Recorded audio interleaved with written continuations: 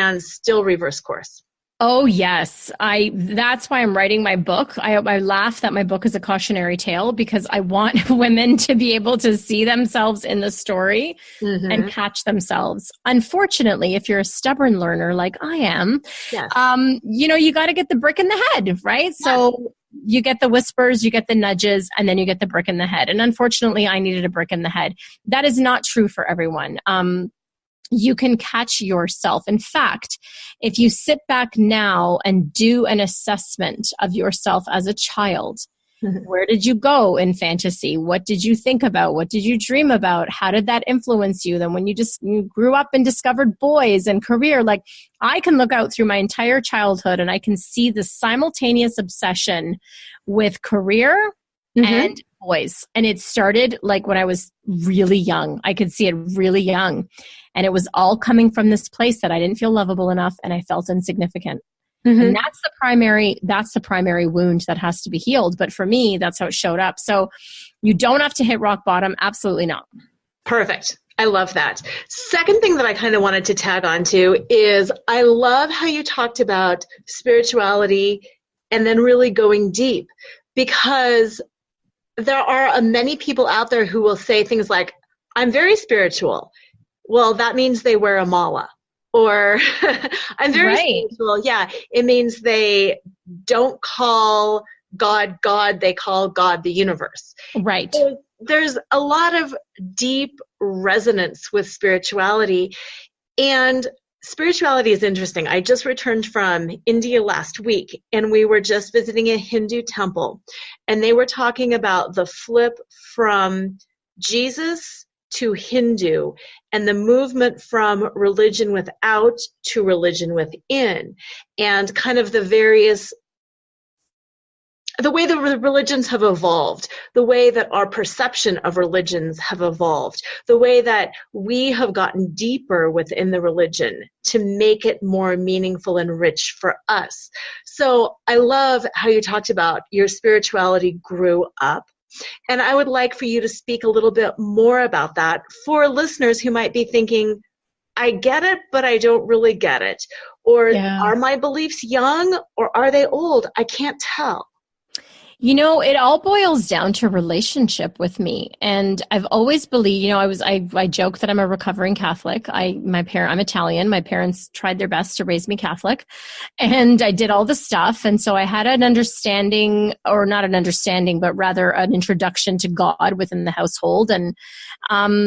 And just stuff didn't make sense to me even when I was a little kid around religion, but I was always curious. And even though I have 3 older sisters, I grew up very much like an only child because of the age difference, and spent a lot of time alone, and was very empathic as a child and had a lot of emotions, and a lot of things sort of happened to me that, I took on as trauma, and I had nowhere else to go but God, because he was the God of my upbringing. And I say he purposely. Yes. So he was the God of my upbringing, and that's who you went to. And I very much went to God as a child, like Santa God, right? Yes. Like, I want this and I want that. And can you help me with this? And that sort of, paternal, let me sit on your lap and ask for what I want sort of thing. I also went to God out of fear. And there was a lot of the religious guilt and all of that. And so then as I got older and I got into my middle teens and earlier on, then I started knowing and understanding this concept of spirituality. And I was obsessed with what was on the other side and understanding, and so I spent a very young age, spent a lot of time in the library, like with witches and the occult and everything. I just wanted to get my hands on everything because I was so fascinated with this idea of a higher being. And so as I grew into my teens and my 20s and for early 30s until all this happened, I was very much, when I say I was spiritual in name only, it's like, well, I definitely believed there was a higher intelligence, and I definitely believed there was a God, and I sometimes called it source, and I sometimes called it universe, and I sometimes called it spirit, but I didn't have a relationship with it. And when I say that, that is the primary differentiation between saying you're spiritual and having a relationship. And to me, having a relationship is being able to fully trust that person will show up for you. Think about your own personal relationships. Think about your friendships. You share everything with your friends. You're open with them. You're vulnerable with them. You're intimate with them. You are present with them. And it's a give and take.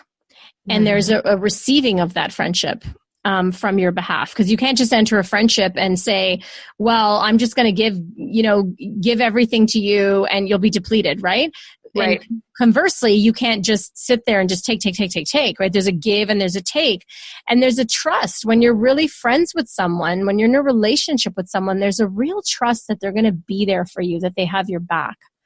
And that is the primary distinction. I had no relationship with spirit. I didn't trust fully. I make a joke that I had this realization in my early to mid 30s where, I said, well, my entire life I have been, God's been standing behind me, tapping her foot, his or her foot, right? Tapping her foot behind me with her arms crossed, saying, let me know when you want me to jump in now. And I'm like, no, I got it. I'm good. I got it. I'm good. Yeah. And that's how I lived most of my life. I got it, I'm good. And it's all me and it's all under my control. And I have to do it all, fix it all, figure it all out. And that's so not true. And unfortunately, I did have to hit rock bottom to realize that there was something bigger than me that had my back. That's when I say I grew up spiritually, because I started to have a relationship with life in a way, and I was put in situation after situation where spirit was like, we got you, we're here, like, just notice. And I had to lean back and I had to really trust that. And it's hard to do when you can't see, touch, or feel the thing or the friend, right? And that's what I mean by that. I like that. And then I am making the leap that you feel the love then from God. You feel the love from spirit. Possibly some of the love that you craved from others you now receive from. Yeah. Oh my God, we can go on forever, but I had several moments when the year I decided to date God, I had several moments of being just really filled up from the inside and really understanding my value and my worth. And, it is a work in progress. I'm not perfect. I am not a guru. I don't sit on top of a mound saying, I've figured it all out, people. This is how you do it. It's a work in progress. And do I feel like Spirit's love moving through me every day? I don't. No, I'm human. I get caught up in my ego. I get worried about stuff. I get just, oh my God, I feel fat today. Or, I need to worry about this. I need to pay that bill. Yeah, I'm human. Right. But I have had these really beautiful, profound experiences of feeling the love, and not like the love, it's so hard to describe. It's like feeling the love, but it's almost like this beautiful, beautiful wrapped around you hands of support, which does equal love. And I've just had so many beautiful moments of that, and being held and thinking that everything was going wrong and then everything worked out. And that to me is evidence. And so now I look for the evidence. And I would say to your listeners, the more you look for the evidence, the more you find it. I like that. And I'm also extrapolating this from what I'm hearing from you, that you're moving along in your life, you hit rock bottom, you start this work, you start this growth, you're moving on, you're still human, you still have dips, but you don't have to go down as far as you went before. Absolutely. Yeah, absolutely. So, it is the principle of spiral dynamics. Some people on this journey, my clients say it all the time, and I've caught myself saying it too. It's like, oh, I can't believe I'm like going through this again. I just went there. Or, I thought I got this lesson. And, the law of spiral dynamics really tells you that as you go up in your evolution and as you go up in your ascension, that you can look back down and you might be reliving, or it feels like you're reliving an experience, but you're never reliving it at the same level of consciousness. You're always at a higher level of consciousness. You're always looking at it with a different perspective. And we're just, we're like an onion. We have to peel back the layers. And so, I'd like to say, guys, I hit rock bottom, and then I dated God for a year, and then I was amazing and I met the love of my life. Like, no, it didn't happen that way. It took like a much longer period of time for things to, and it's still a work in progress, So, there's always, this is the earth school, as they say, right? So there's always another level. Mm-hmm. I'd like to talk a little bit about Course in Miracles. I'm not sure if every listener has heard about it or knows about it, but I would love for you to just shed some light on that and how that in particular helped you in your growth and evolution. Sure. I'm not a teacher of A Course in Miracles. I am a student, sometimes not a good one, but I guess that's a judgment. But A Course in Miracles is a book that was scribed by a woman named Helen Schuckman. And it originally, when I was introduced to it 25 years ago or more, actually, by my mentor, I rejected it. Like I was mentioning, I would go to the study groups. I would carry the book with me, but I had such a resistance to it because the book looked like a Bible and it used very Christian terminology, and I didn't want anything to do with organized religion.